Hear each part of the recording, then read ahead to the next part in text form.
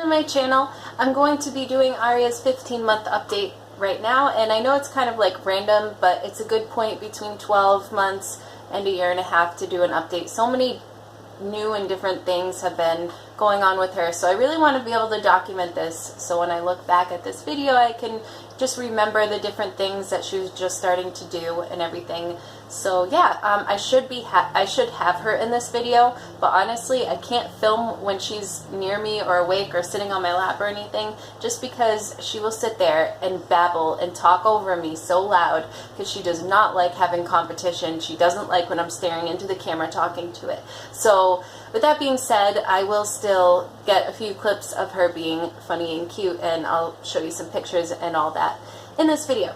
So let's get started. There's so much stuff to talk about. She is, like, growth-wise, she's right on track, growing fine. She's always been on the smaller side in both height and weight. She's 30 inches tall, 19 pounds and 10 ounces. And just so you know, she's actually 15 and a half months, closer to 16 actually. So percentile-wise, that puts her in about the 25th percentile for height, and then the 10th percentile for weight. So like I said, she's a little bit smaller, but she looks really healthy. She looks like she has a lot of rolls. People always think she's chunky, but that's because she's short and compact. So that's just the way she looks, and it's fine. Like I said, she's a healthy girl. She's only been sick a couple times. She had a really bad virus when she was 3 months old, which was super scary for us, but that's the worst thing that's happened, besides what I'm going to talk about in a minute.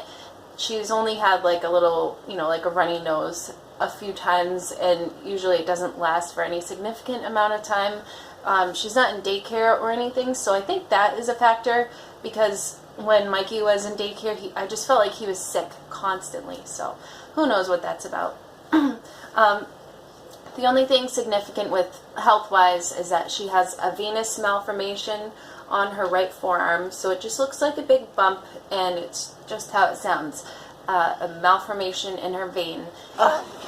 There it is. You can see it's just a big bump.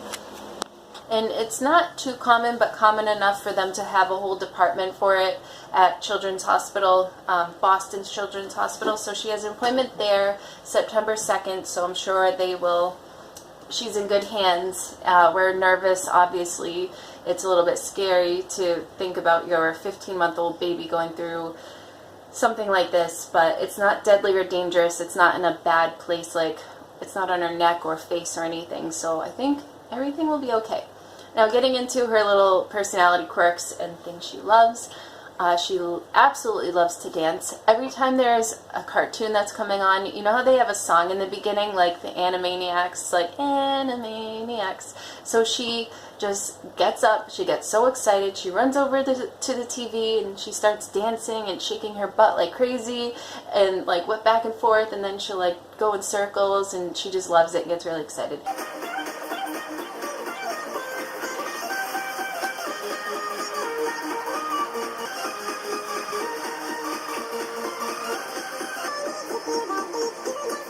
She claps all the time, especially when that song, if you're happy and you know it, clap your hands. Like, she's been doing that for a really long time already.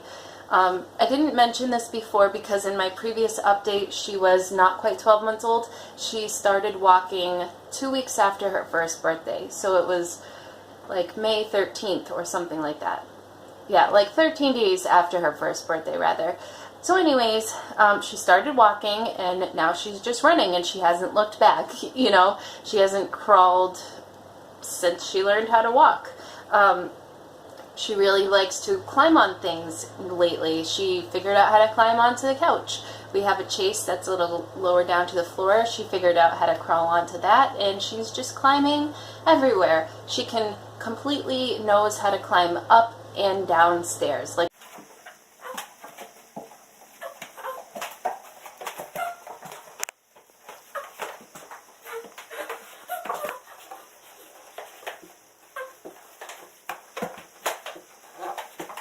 a pro. Obviously, if she's doing that, somebody is right there with her making sure everything is safe, but she's just an expert at climbing up and down. Even if it's a large flight of stairs, she'll do it. It doesn't matter.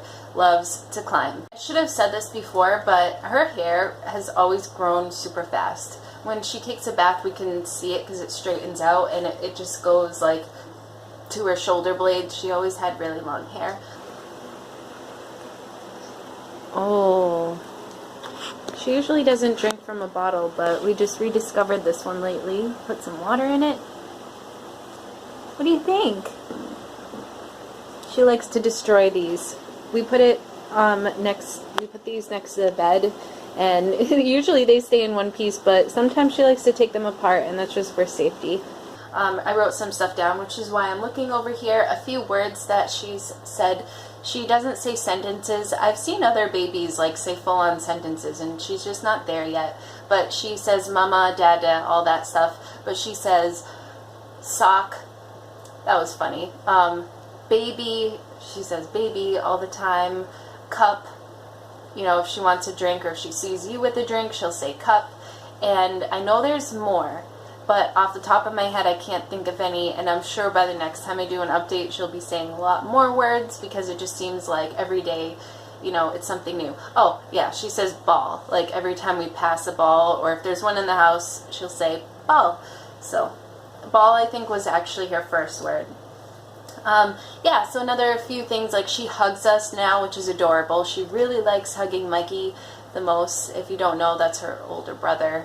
He's 7, and she just loves him. She adores him so much.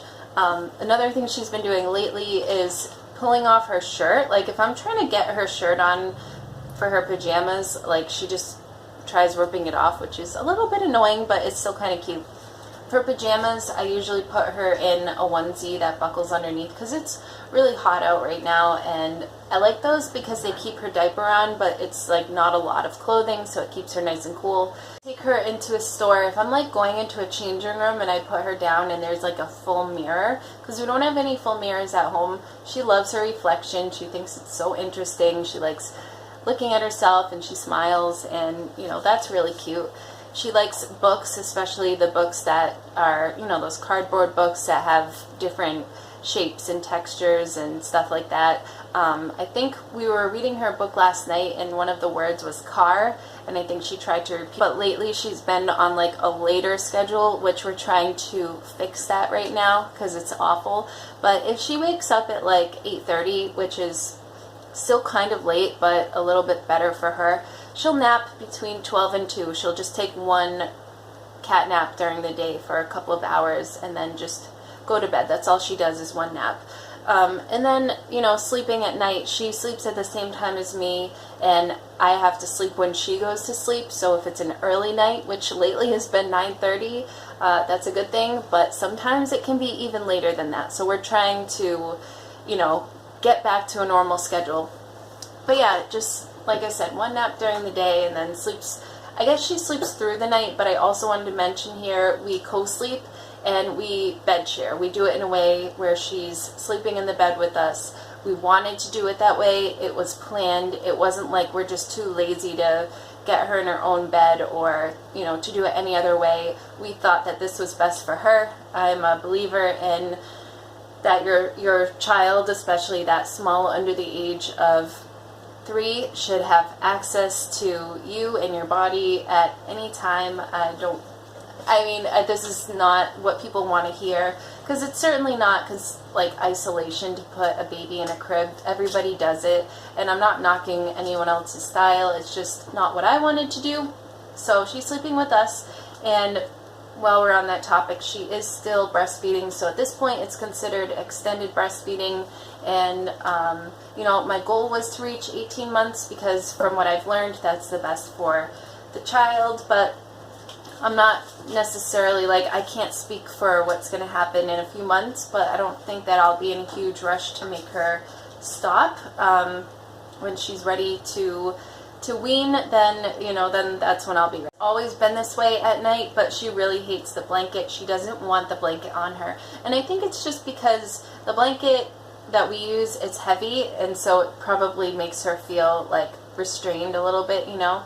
So she just doesn't like it. She kicks it down, and so we don't even bother trying a blanket with her. Even if it's like a baby blanket specifically for her and it's lighter, she doesn't like them right now, so she kicks she kicks them away. But lately she has been really cuddly. At night she likes to be pressed right up against somebody else. And it hasn't always been that way, but that's just something she's been doing a little bit more, more lately.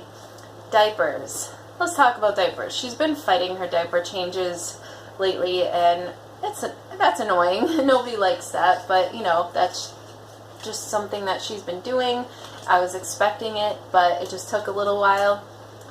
She's in size 4 diapers. We are no longer using cloth diapers. We made that decision maybe a month or so ago that we were going to stop doing that. Now, if you want a cloth diaper, I would recommend it to everybody to at least try. I was really, really dedicated. I wanted to cloth diaper her for her whole childhood, I really wanted to make this work, but I think it just got to a point where, the diapers we were using, she was getting rashes all the time, but we couldn't really tell when the diaper was full because it's, it's a bulkier diaper.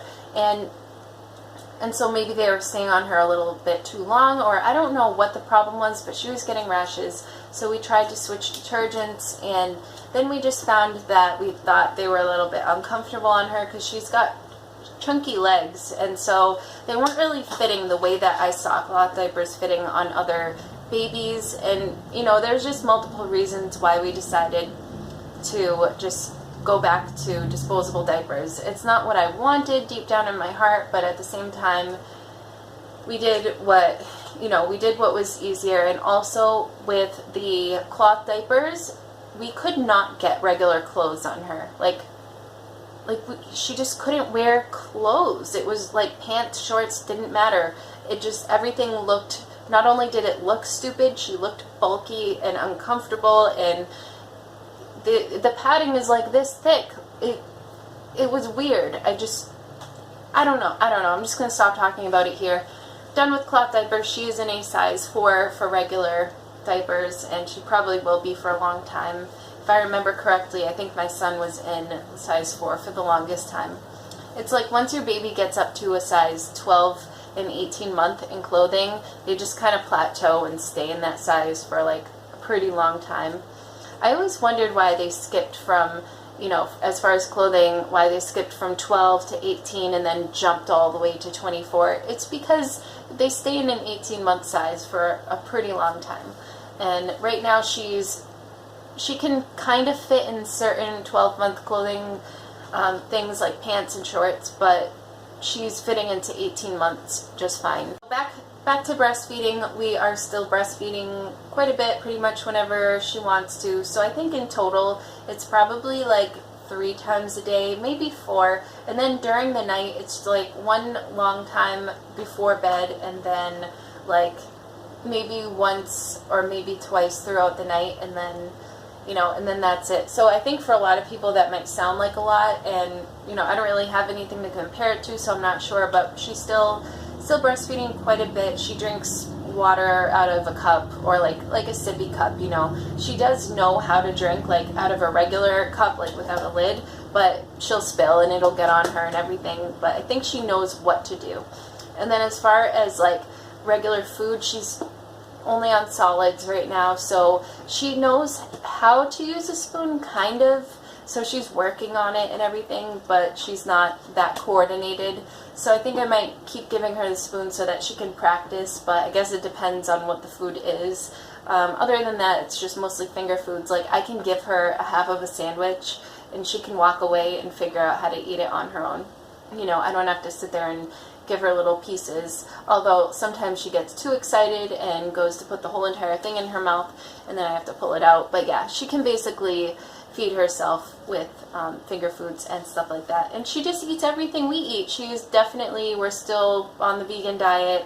We're giving her only vegan food.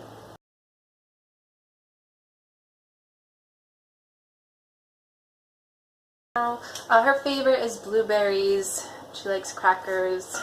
I just talked about a peanut butter sandwich. She'll take a banana and I'll peel it for her and she'll eat the banana and stuff like that. But she's not like a huge eater. She has to be hungry in order to actually eat the food that I give her. She doesn't just eat for fun. Yeah, she definitely only will eat in abundance like when she actually is hungry. Unlike myself, sometimes I just eat for fun. So I think that's everything. That's all I can think of at the moment. Thank you for watching this 15-month update for Aria. I am going to insert some clips of her being cute in here. And yeah, until next time, guys, have a great day. And I'll see you next